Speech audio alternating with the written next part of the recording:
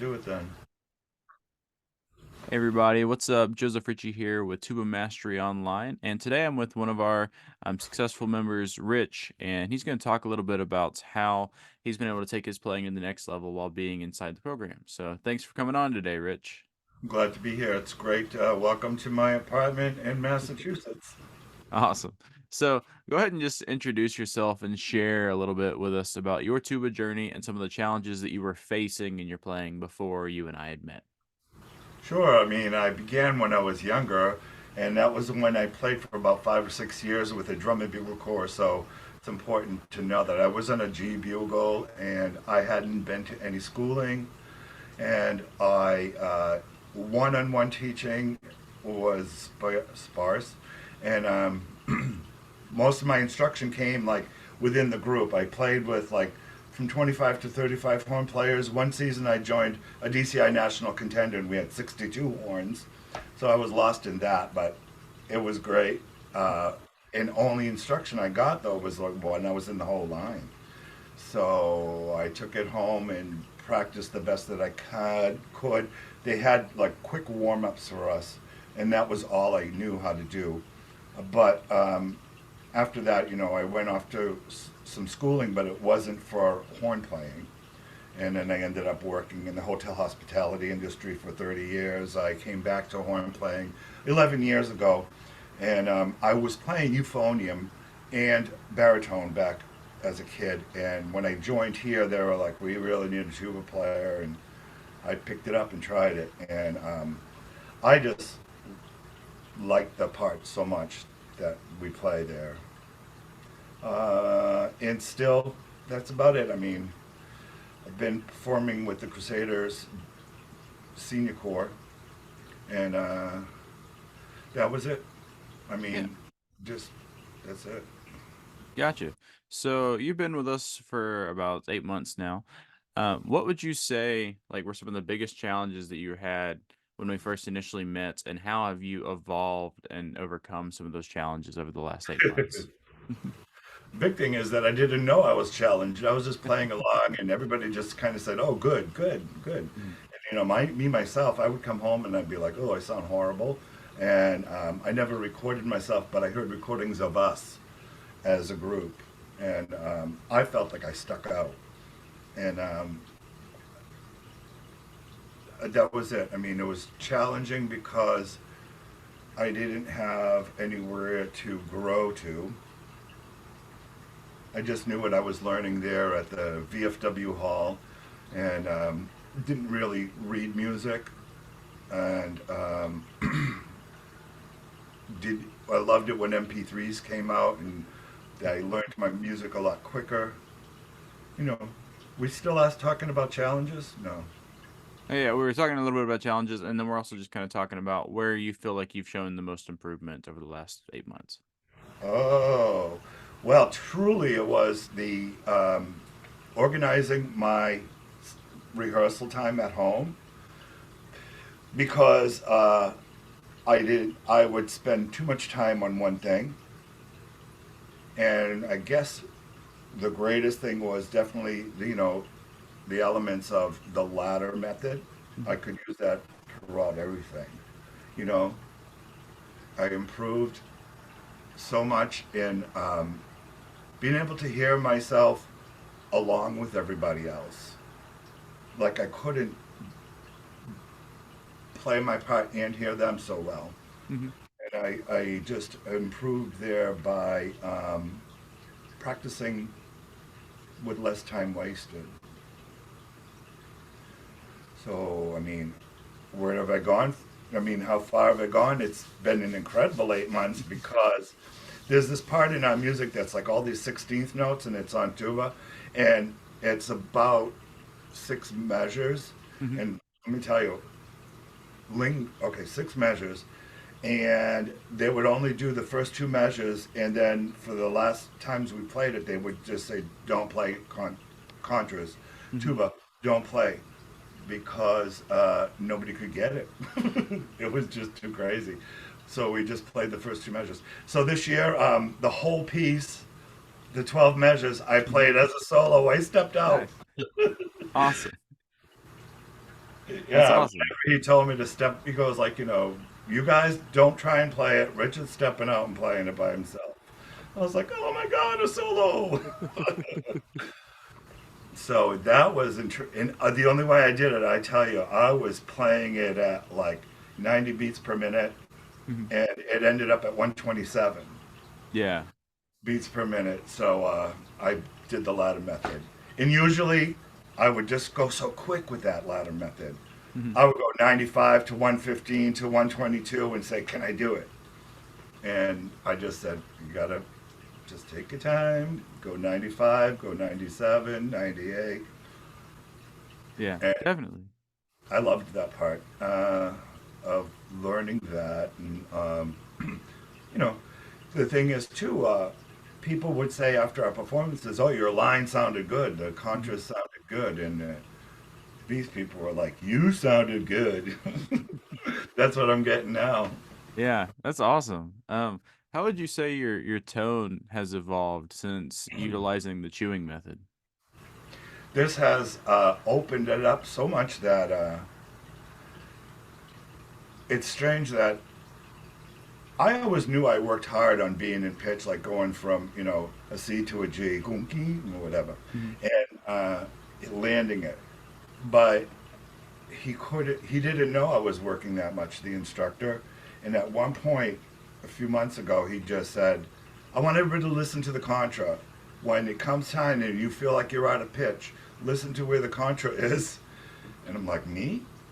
Because like I have some guys in the line that don't show up all the time, and Mhm. I'm there alone many times, and so my tone got so richer that he could hear me throughout the song.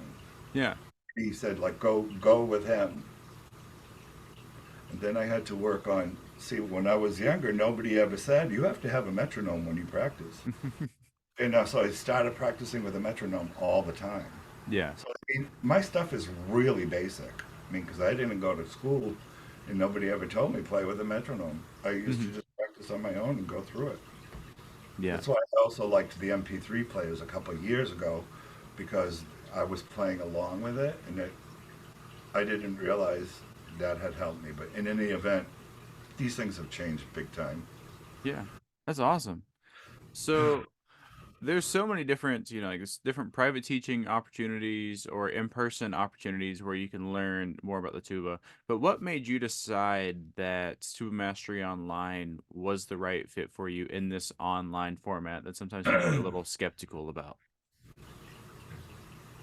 When we had our initial talk, the Zoom call, Mhm. about where I am, where I've been, where I am, and where I want to go, I didn't bring it that far. I didn't think of where I wanted to go. I was like, next week I want to play this song better. I was like, next week. And you had brought that up into like, no, we're talking about almost forever. Where do you want to be with this? And that really made me think that nobody had ever been that interested in what I was about to do, where I was going to go with my playing. So that interest from you, and it was seemed impossible for me to get to, a better place in my playing where people would compliment me Mhm. personally. I never thought that, I didn't think like that. And so in our interview, it went that way, and I liked that somebody else kind of knew my timeline better than Yeah. me. And there was definitely, at the end of it all, it was in an affordable range for me. Mhm. I mean, I wasn't about to do online, whatever, the other things that I didn't look into a lot, but it was mainly that your ability to, because like when I started talking to you, I was like, he's gonna feel like he's wasting his time, like with this guy who knows nothing. And you never flinched when I Mhm. said, when I said I really am not good. You didn't say, "Oh, poor boy" or anything. You just didn't flinch, and poof, we just went through the talks. So that was a really good time for me to get started. Yeah. That's awesome. Sweet. So What would you say? Because everybody watching these videos, I want to make sure that they're also getting little nuggets of wisdom throughout this. But what would you say was the biggest gold nugget you found so far that has kind of revolutionized everything for you, and that somebody that may be in the same position as you, so like your kind of background, um, could get value from you sharing today? Whatever part, whatever part of my playing that I want to improve feels like the golden nugget at the moment. Mm-hmm. But I know when I started, it was the ladder method. It was that. And the other things, in our conversations that were about my playing, that changed me. But I just think that, even, all the little short videos, the shorts, Mm-hmm. those, even just those pieces could evolve me. But because I'm in the program and we do the talks online about me, what is like right now, lately, I don't know how I got through the last 8 months without really working the key O, breathing. Mm-hmm. Yeah. So right now, that's like the biggest nugget because I'm like, wow, it's even making a difference to breathe that way in my meditation or my bike riding. I'm Mm-hmm. like, geez, I've been breathing wrong just in daily life. So that feels like the gold nugget for right now. Yeah. And I think just for me to get started was definitely the latter method, to just practice a little bit of something each day. Oh, and noting Mm-hmm. it, making a note of it. That was Yeah. cool. Yeah. So whatever I'm working on feels like the golden nugget. That's awesome. Yeah, no, the latter method, I found so much personal success and success with other people using it just because it's so simple, right? You're not having to think hard about it. You put yourself on a little machine and then you show up and put your couple minutes of work in. And it's not tons of time, it's not tons of stress. It's designed to make you successful by doing minimal work as long as you're just doing that work. So, yeah, I'm glad you've gotten a lot of value from it. So, part of this, right, is we all want to be musicians to have an impact in other people's lives, or maybe to even impact and get more musical and personal fulfillment in our own lives, right? So, how would you say that since joining Tuba Mastery Online, how would you say that your personal life has changed and evolved? Maybe not necessarily with your tuba playing, but because of how your tuba playing has been elevated. uh, I think that I had focused a lot on. See, well, I everything in my apartment I have to do myself. Hmm. So the shopping, the cleaning, the whatever, because I live alone, and I was just so wrapped up in like, oh, I've got to cook my meal, I've got to, do this or do that, and I was just living the day to day, and then I just realized that I could apply the timer to Hmm. my tasks, even like the timer in my playing changed me, and I use the timer in my tasks now, so I don't just get lost in trying to, maintain my life. Hmm. The timer thing, I think that's really helpful. That's awesome. Yeah, no, just it's crazy how many different skills we can learn and apply in tuba playing and in musician building that are Yeah. just immediately applicable to other aspects of life. So sweet. Um, where do you think you would be? Like, let's fast forward like 8 months ago. Let's say you didn't decide to Mhm. join Tuba Mastery Online. Where do you feel like you would be with your playing right now if you didn't join us? It was falling to the wayside of my to-do list of my important things in life, and I was on the verge of just quitting and putting it all down and not playing anymore. So I could possibly not even be playing. Mhm. And is a renewed, if I was playing, I didn't get along at rehearsal as much as I am now because I feel like integral, like important there Mhm. more. And I just, you know, I was just not feeling like I was important there and I wasn't going anywhere with the playing. And now, it's not that way right now. And so I think that I would have quit. Yeah. Well, I'm glad you joined, and I'm glad you're sticking with it and seeing that Yeah. progress. So cool. So one of the things, is like we have the Tuba chat, so the free little consultations, making sure that I'm the right teacher for you, you're the right student, Mm. mentee for me, so in that way I can provide you with the best experience possible. Because this experience isn't for everybody, right? I mean, there's people that it works really great for, there's people that don't necessarily get the same benefit out of this type of experience and offer with Tuba Mastery Online. So, uh, if anybody was on the fence of just booking that initial Tuba chat with me to have that conversation, what would you say to them to help them to take further action? Hmm.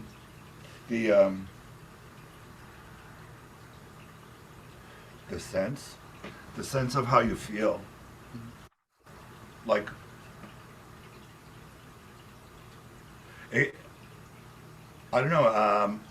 It could evolve to somewhere that you didn't know you were going. Like you didn't have the. I mean, I'm not saying everybody has no brain, but I'm saying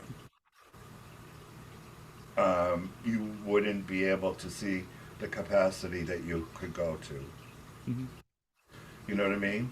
Yeah. Like, yeah, that was just it. I mean, I felt like that's what I learned when I started, and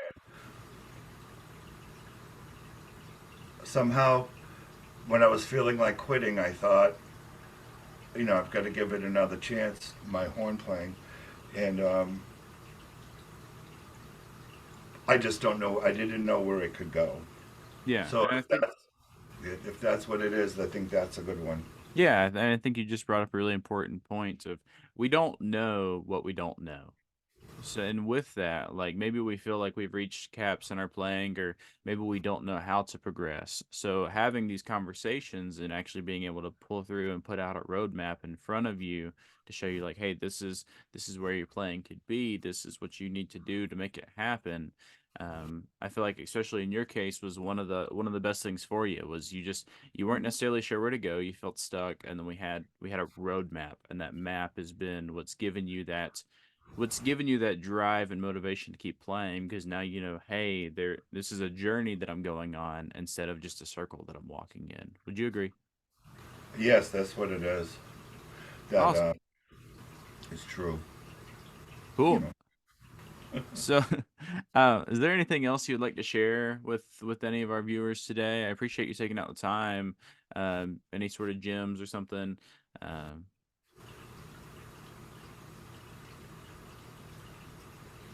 Um,